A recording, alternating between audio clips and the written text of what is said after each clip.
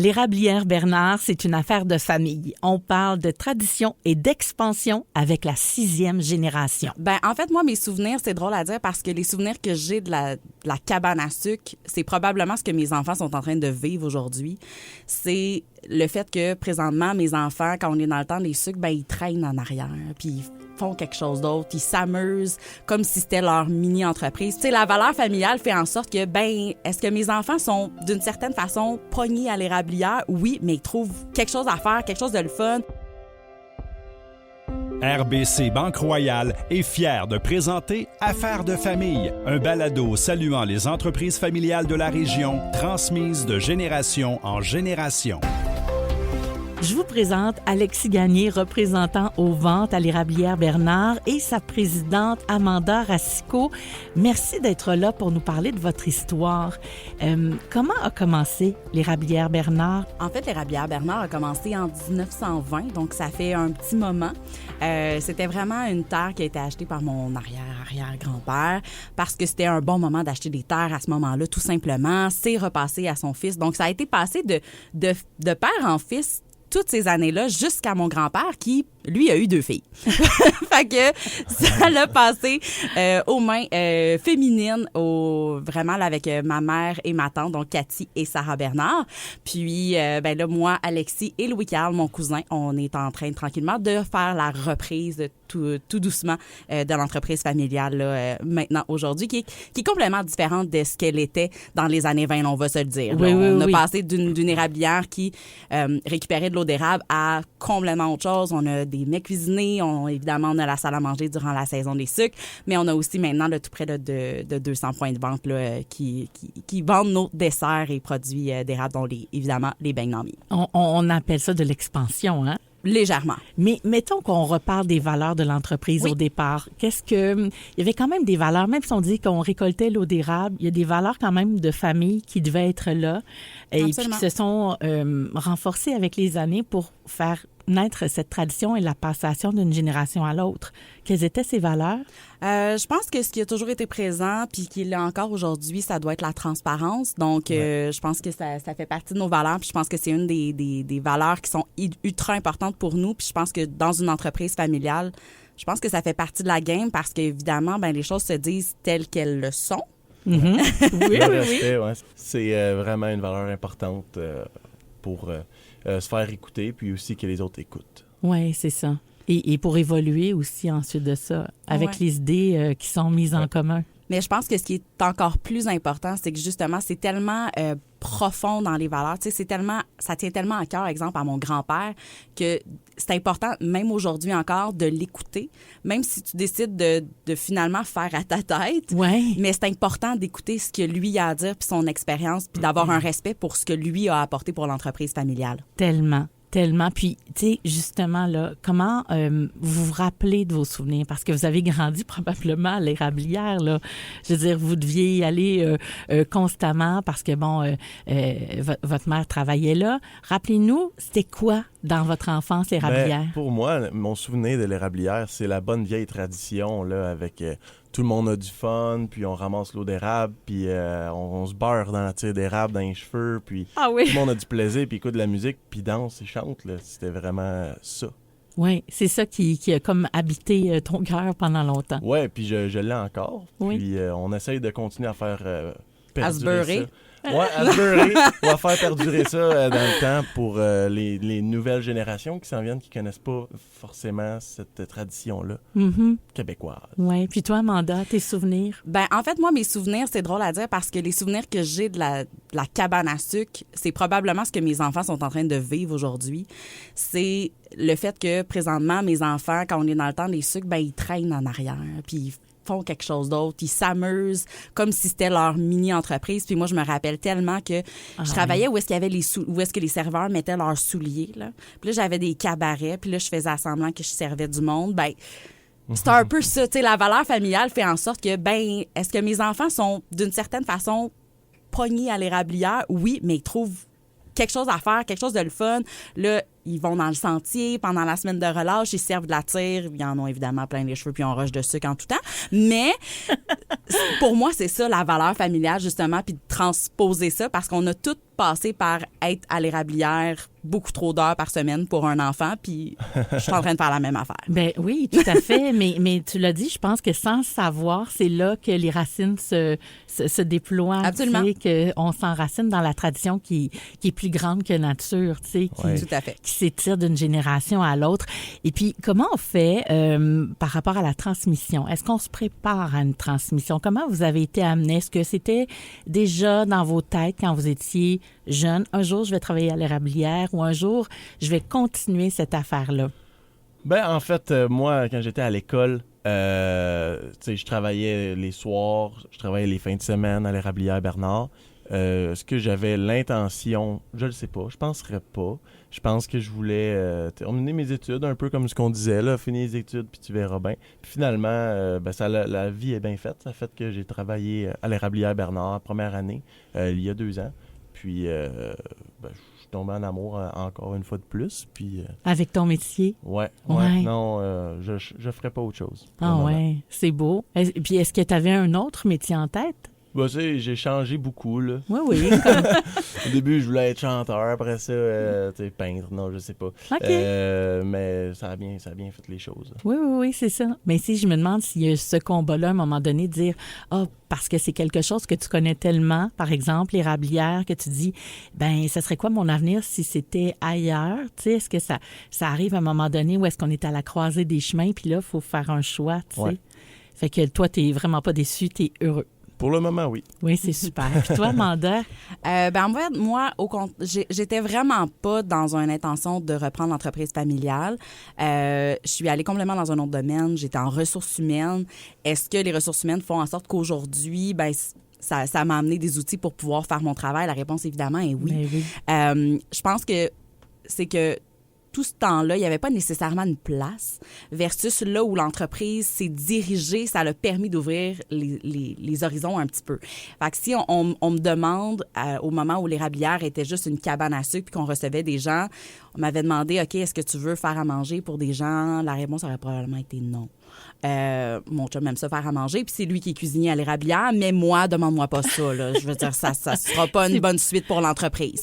Fait que je pense que c'est justement dans l'expansion de l'entreprise qui a amené vraiment complètement autre chose, d'autres visions, d'autres opportunités, finalement, qui ont fait en sorte que, oui, j'ai pu me frayer une place qui faisait plus de sens pour moi. Absolument. Avec les compétences que j'avais acquérir ailleurs, finalement. Là. Ben oui, mais tout à fait. C'est vraiment ça qui allume à un moment donné. Ouais. C'est vrai que ce que tu dis est tellement vrai, c'est qu'à un moment donné, elle est l'entreprise où est-ce qu'elle est, puis après ça, c'est le déploiement aussi qui ouvre les horizons, puis qui peut faire en sorte qu'on se sente encore plus enraciné ou concerné par le projet de famille, en effet.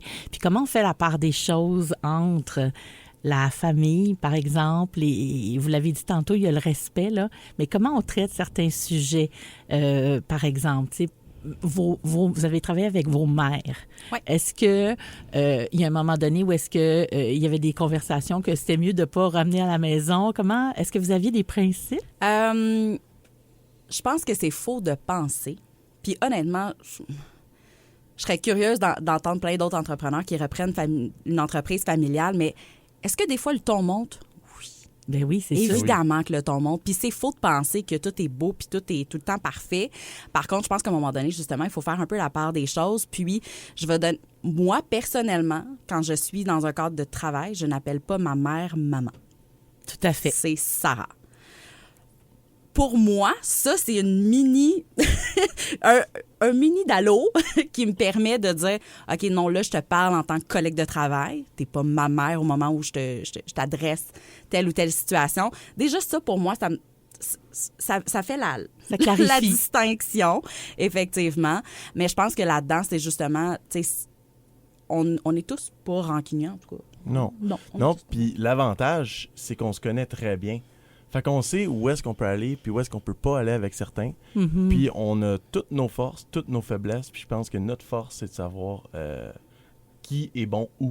Puis qu'on est capable de vraiment être efficace à ce moment-là dans la communication. Ouais. Honnêtement, je recommande à toute entreprise familiale, tu sais, là, le test des couleurs, là, pour savoir, OK, toi, t'es Nova. Le profil Nova, là, c'est comme, t'as besoin de tout ça. Parce que ça apprend à dire, OK, parfait, bien, telle personne, je peux lui dire ça de telle façon, ça va passer. Si je dis exactement la même chose à telle autre personne, ça ne passera pas du tout. Non, fait que, tu sais, je pense que, oui, on se connaît en tant que personne, en tant qu'humain, mais de se connaître dans un autre vibe, je te dirais, ça permet vraiment, là, à ce moment-là, de mieux comprendre. Tu sais, ma mère est une personne, tu sais, elle s'occupe de la comptabilité et tout ça, elle a besoin de savoir, OK, les faits, tu sais, c'est... Oui, c'est factuel. C'est ça, exact. Fait que, tu sais, elle, si tu y arrives à un projet puis tu y garoches ça par la tête sans avoir nécessairement fait tes devoirs, ça passera pas. Non, c'est ça. Prépare-toi, ça va passer. Ça va passer. Donc, en tout cas, tu as plus de chance sur ton bord. Oui. En tout cas, je réalise que vous avez vraiment comme une ouverture, une écoute par rapport à ça. Et puis, ça doit être dans votre recette de succès. Probablement.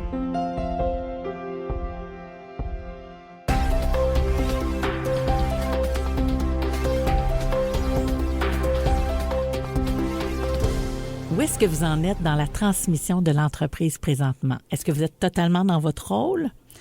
Présentement, oui. Moi, pour ma part, je suis totalement dans mon rôle.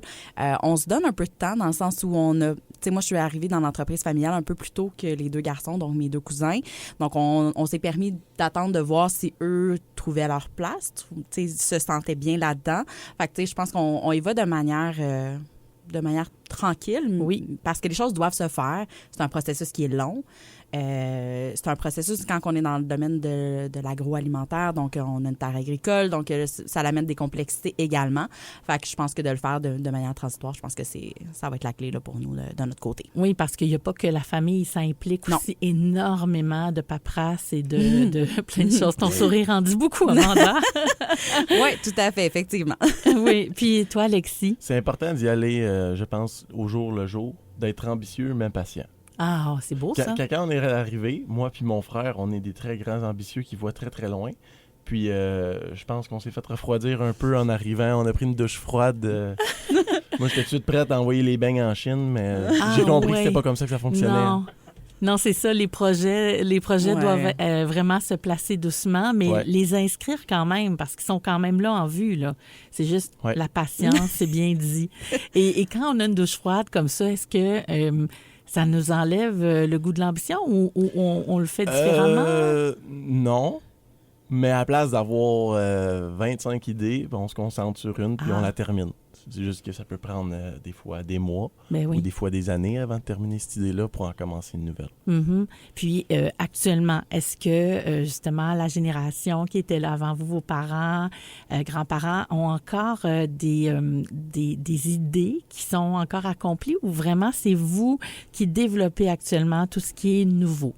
En fait, je crois que ça se fait en partenariat parce que sans elles, si je peux me permettre, sans ma mère et ma tante, je pense que c'est avec eux qu'on est capable d'avoir la bonne base solide. Puis nous, ça nous permet de pouvoir avancer des projets avec leur support, leur expertise.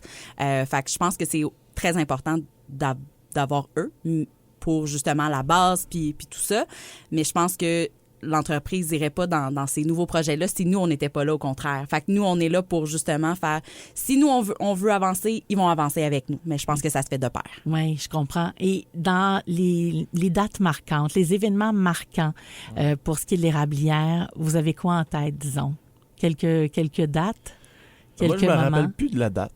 C'est pas grave, l'événement. Mais l'ouverture de la boutique, clairement, a tourné la page sur une nouvelle érablière après le COVID ou pendant le COVID? 2019, oui. C'était avant le COVID. Puis heureusement qu'on a fait ça. C'est ce qui nous a un peu sauvés Absolument. De la COVID. C'est entièrement ce qui nous a sauvés derrière. Oui. Vraiment. Vous avez été organisé pour que les gens puissent... Ben, en fait, ça l'a juste permis qu'au moment où c'est arrivé, on était prêt à faire face à la musique, puis on s'est reviré de bord sur un 17. Vraiment. Pas avoir eu cette opportunité-là, je suis pas sûre que je serais assise devant toi aujourd'hui. Je comprends. Oui, puis la boutique, elle prend son sens. Je veux dire, c'est un rendez-vous, les gens y vont. Puis tu sais, à chaque fois qu'un client rentrait dans la boutique, c'est comme, OK, c'est pas la cabane à sucre d'avant. Oui. Donc, ça l'a vraiment upgradé, puis tout ce qui en a suivi est un peu sous de nouvelles fondations, à mon avis. Oui, c'est vrai que ce coup d'œil-là, quand on entre dans la boutique, ça fait comme un wow, puis ça appelle les saveurs. C'est drôle à dire, mais ça a aussi fait partie d'un reproche et d'un défi qu'on a eu à vivre. Oui? Oui, parce que, je ne sais pas si tu étais là à ce moment-là encore, Alexis, mais justement, on a fait cette transition-là.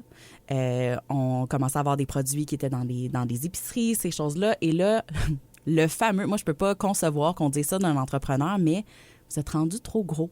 Voyons donc. Ouais. On se les fait beaucoup reprocher. Puis, tu sais, ça, c'est un peu dur parce que là, t'es comme, OK, mais on veut évoluer, on veut grandir. Puis, honnêtement, je ne suis vraiment pas la seule entrepreneur à avoir entendu ça. Tu sais, je côtoie d'autres entrepreneurs qui m'ont dit exactement la même chose. Les clients nous disent, vous êtes rendus trop gros. Ben voyons. Tu sais, à un moment donné, je pense que ça demeure aussi dans la valeur de l'entreprise. Ça peut arriver qu'une entreprise devienne effectivement trop gros puis perde peut-être de vue certaines valeurs qu'ils avaient auparavant. Oui. Mais je pense pas que c'est notre cas. Mais non. Fait que c'est ça qui est assez surprenant. Mais au départ, quand tu commences à entendre ça, tu fais comme, mon Dieu, on a-tu pris la bonne décision? Qu'est-ce qui se passe? Puis tu te remets en question alors que tu sais fondamentalement que c'est la bonne décision que tu as prise pour l'entreprise. Ouais. Mais tu te la fais reprocher. Moi, ça m'a toujours impressionnée. Parce que ça atteint, là, ces commentaires-là. Ben oui, absolument.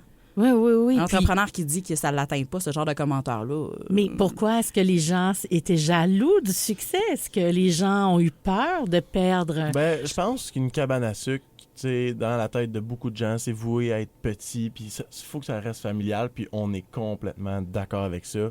Une salle de 250 personnes où est-ce que tu as 45 minutes pour manger, c'est pas ce que les gens veulent. Non. Puis je pense que c'est un peu ce que les gens ont eu peur.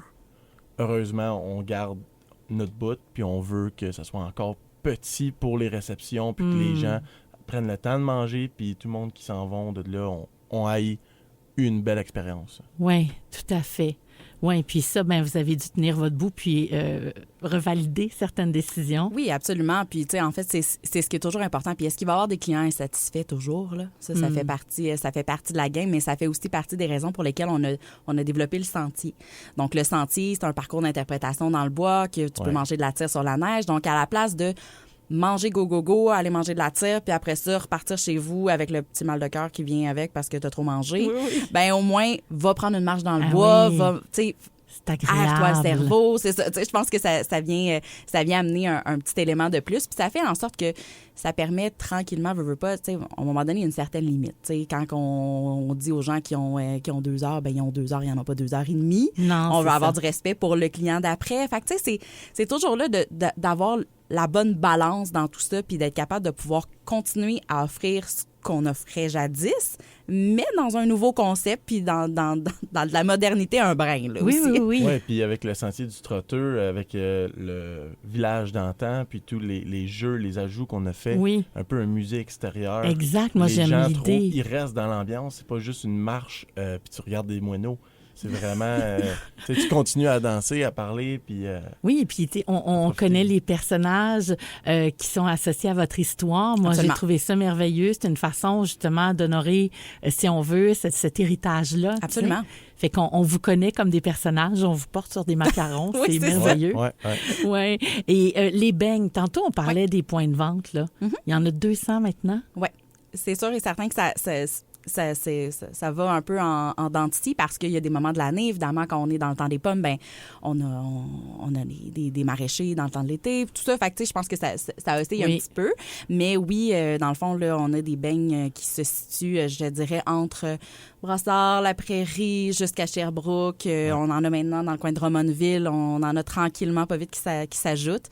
C'est une belle croissance, mais la gestion de cette croissance-là, c'est elle qui est la plus cruciale, je te dirais. Ah oui, Oui, effectivement, parce que croître, ça a l'air prétentieux de dire ça, mais croître, aller chercher des nouveaux clients, c'est relativement facile. Mm-hmm. Mais de gérer le reste pour être en mesure de pouvoir toujours offrir le même service aux clients, puis à nos épiciers qui achètent nos produits, puis qui croient en nous, puis qui croient en notre produit, ben faut être en mesure, faut que le restant de la machine soit en mesure de suivre, puis de pouvoir garder là, tout ça là, en opération, puis que notre équipe à l'érablière soit pas la langue à terre parce qu'ils sont dans le jus ou quoi que ce soit. Fait que, je pense que c'est de justement faire une croissance qui est logique, puis qui va tranquillement, mais sûrement, pour justement s'assurer que toutes les les parties soient heureux, puis que ça se passe bien, puis que les comptes recevables, il n'y en ait pas par-dessus la tête. Non, c'est ça. Il y a tellement d'éléments, justement, à bouger, puis que tu veux pas le faire trop rapidement pour te casser la face. Oui, c'est ça. Donc, vous avez la patience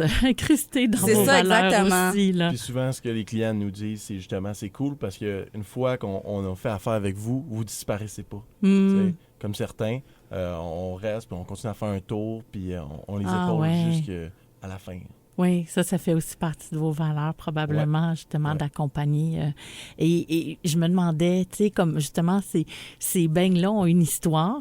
C'est la recette de Nami, qui est Muriel, qui est ma grand-mère, qui est votre grand-mère.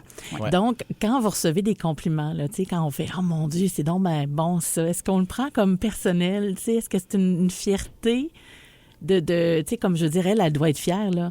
Nami, de voir oui, c'est sûr. Ces beignes, tu sais, que vous avez eu l'idée, finalement, de propager, finalement, ce bon goût. Absolument. Ce délice, ce petit péché magnifique. Et est-ce que ça devient la fierté de la famille, par exemple? En fait, je pense que oui, il y a une question de fierté au niveau de la recette. Oui. Mais je pense qu'il y a une fierté au niveau de la notoriété que ça l'apporte.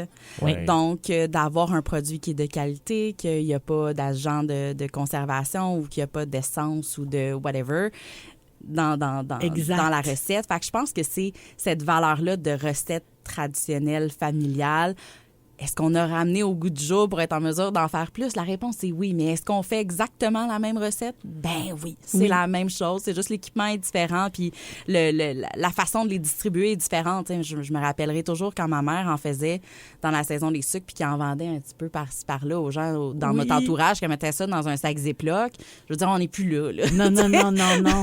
Mais d'avoir fait des choix pour conserver le plus possible ce que c'était. Oui. Exact. Je pense que c'est plus la fierté. La fierté. Il y a de quoi en être fier de cette recette-là.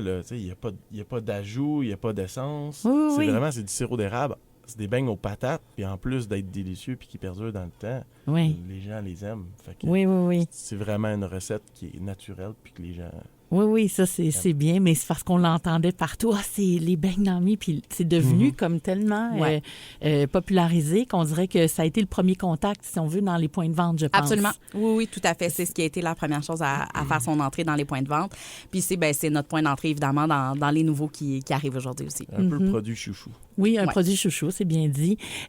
Comment on fait pour innover avec un produit aussi traditionnel? Vous l'avez bien amené. Est-ce qu'il y a d'autres idées qui viennent? Est-ce que vous êtes toujours en constance de recherche de nouveautés ou vous poussez ce que vous avez là puis vous allez voir ce qui va se passer plus tard? Bien, c'est sûr et certain qu'on a d'autres types de produits aussi qui se retrouvent en point de vente et tout, mais si on concentre notre discussion sur le beigne, c'est sûr et certain que notre objectif, c'est pas de le changer, de le modifier. Par contre, présentement, on a justement fait cet automne des tests pour faire des beignes aux pommes, cannelle, sucre et tout. Donc, pour y ajouter une touche, juste y donner un petit kick peut-être pendant la saison des pommes pour justement offrir une nouvelle variété. Mais l'objectif, ça serait pas nécessairement de garder nécessairement ce produit-là à long terme, mais de garder vraiment comme plus une petite exclusivité. Donc, pour que les gens, on suscite un peu leur intérêt à essayer autre chose. Oui. Mais notre cheval de bataille, c'est aussi de travailler pour que les gens, à la place de juste penser au beigne comme « je vais manger un beigne et c'est tout », point, ça soit... Hey, je vais faire un shortcake aux fraises, mais à la place du petit gâteau, je vais mettre des beignes coupés en morceaux. Je vais me faire une fondue au chocolat, mais je vais rajouter des beignes. Je vais rajouter... Tu sais, il y a autre chose à faire. Puis, tu sais, c'est un peu la même chose avec d'autres produits que j'ai en tête. Exemple, une gaufre, on pense tout à prendre une gaufre, mettre du sirop là-dessus, puis c'est ça. Oui. Mais pourquoi qu'on ferait pas exactement la même chose avec une... Tu sais, fait qu'il faut pousser la note pour que les gens... pense à nos beignes, mais pas juste pour manger le beigne, mais d'innover en pensant à autre chose, en faisant des recettes avec. Puis on a des beaux restaurateurs qui ont décidé d'aller de l'avant, qui prennent nos beignes, qui font des recettes avec nos beignes. Puis je trouve que c'est vraiment une belle avenue également. Là. Je pense au restaurant Au Blond à Granby qui ont décidé de faire une poutine aux beignes. J'étais remplie de jugement. Là. Tu vas pas mettre des beignes dans une poutine. Là. C'est pas possible. C'était vraiment excellent. Mais il a fallu qu'il y ait qui croit en notre produit puis qui a décidé de faire ce mélange-là. Même le maître glacier qui ont utilisé nos beignes dans les crèmes en glace. Puis même en notre cuisine, on utilise le beigne. On le retrouve dans quelques produits. Exact. La bagatelle, le gâteau au fromage. On le retrouve vraiment à plein d'endroits. Puis c'est ça. C'est vraiment cool. Si je peux me permettre, c'était un peu dans un objectif d'être circulaire aussi, là, avec nos pertes. Parce que oui, absolument. Ça fait partie des choses. On a un nouveau produit qui c'est des bouchées de beignes choco-noix. Oui.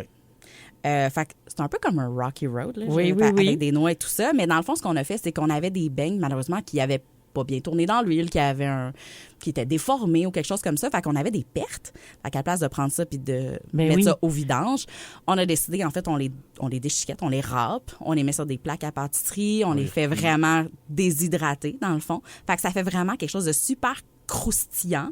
Fait que dans le fond, c'est un croustillant au beignes. Wow! Fait que ça, c'est tout. On réutilise le produit pour justement pas avoir de pertes, pour s'assurer aussi, tu sais, veut pas de jeter, je sais pas moi, ils pouvaient peut-être se retrouver un 500-600 beignes à la fin de la journée qui était pas bon pour mettre dans une barquette. Puis c'est beaucoup, 600 c'est beaucoup, là. Oui. En même temps, quand on fait une journée de production et qu'on fait 23 000 beignes, ça existe pas c'est pas pire. Exact. Mais ça demeure que faut justement toujours avoir l'esprit critique de dire, OK, là, on a ça, qu'est-ce qu'on fait avec ça? On peut-tu développer ça? Tout est bon et réutilisable. Oui.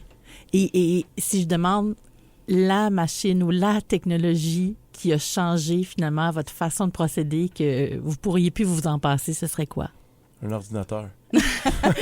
Mais dans votre production, maintenant. Ben, c'est sûr et certain que si on parle des beignes, clairement, c'est sûr et certain que cette machine-là nous a permis d'aller où est-ce qu'on va aujourd'hui. Oui. Parce que sans ça, ça n'aurait pas été possible. Cette nouvelle machine-là, en fait, est arrivée... cette idée-là est arrivée dans la pandémie. On se questionnait qu'est-ce qu'on va faire, qu'est-ce qu'on peut faire de plus. On était déjà au maximum de notre capacité de production à ce moment-là, puis on avait d'autres épiciers qui venaient nous voir. « Hey, j'aimerais ça avoir mes beignes. J'ai vu qu'il y en avait à Granby. J'aimerais ça en avoir moi aussi. » Puis là, on était... Je suis désolée, j'ai plus de capacité de production. Ça fonctionne pas. Ma machine est à plein régime. Là, c'est ça. Fait qu'est-ce qu'on fait? Puis c'est de là aussi, comme je parlais tout à l'heure, que l'importance de nous, on avait ce désir-là d'amener l'entreprise ailleurs. Pas nécessairement ma mère et ma tante qui étaient comme non, on n'a pas nécessairement envie d'un nouveau projet, mais si vous avez envie, on va vous supporter là-dedans. Puis c'est ce qui s'est passé. Parce que si nous, on n'avait pas été là avec cette idée-là, on serait pas là au niveau des beignes présentement, mais ils sont derrière nous. Mais c'est beau se faire dire ça, tu sais. Je vais vous supporter, tu sais. On dirait qu'on a le hockey quand même de le faire. Absolument, effectivement. Fait que tout ça a fait en sorte que, ben là, on est allé, il y avait des belles subventions à aller chercher. Fait que, on a été chercher tout ce qu'on était capable pour pouvoir faire ces investissements-là, qui sont des investissements quand même très importants, on va se le dire. Tout ce qui est industriel, c'est ça. Oui, c'est ça.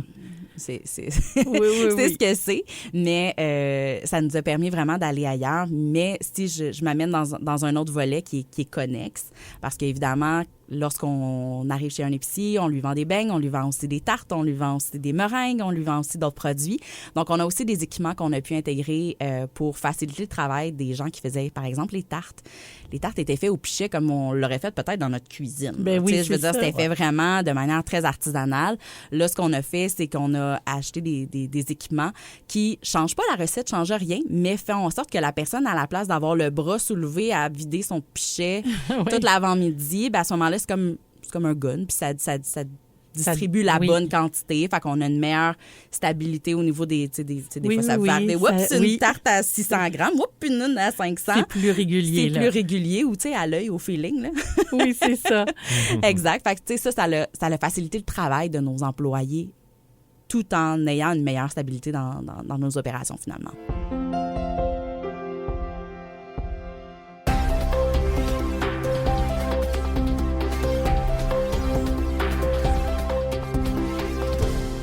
Ça signifie quoi pour vous de perpétuer cet héritage familial-là? C'est cool. C'est vraiment cool, puis c'est important pour la suite des choses qu'on prenne place, parce que sans relève, il n'y a plus d'érablière Bernard. Puis je penserais pas que, mettons qu'un jour on déciderait de vendre, ça garderait autant sa belle image puis sa belle valeur. Mm-hmm. Oui, vous seriez peut-être plus loin des valeurs ben oui.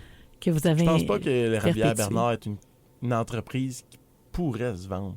Ou si elle pourrait se vendre, en tout cas, on n'est pas là. Vous n'êtes pas là. Oui. Amanda, toi? Moi, pour ma part, je pense que c'est de transmettre tout ça. Je pense que c'est d'avoir la fierté de poursuivre ce qui a été bâti avant nous. Fait que moi, je pense que ma plus grande fierté, c'est pas nécessairement dans le chiffre en bas ou quoi que ce soit, ou dans la fierté de nos clients.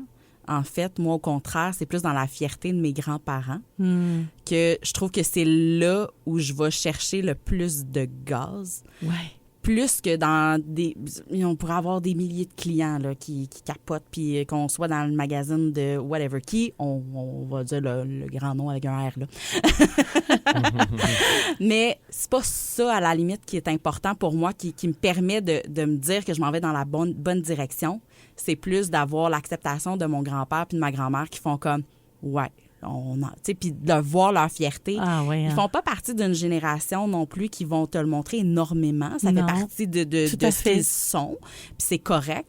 Mais tu le vois par des petites choses, puis ça vient mettre c'est ça qui vient comme me donner du gaz pour ma part. Ça valide. Ça valide tout ça, puis de voir que c'est en accord, puis que ça va complètement en tout cas, dans leur...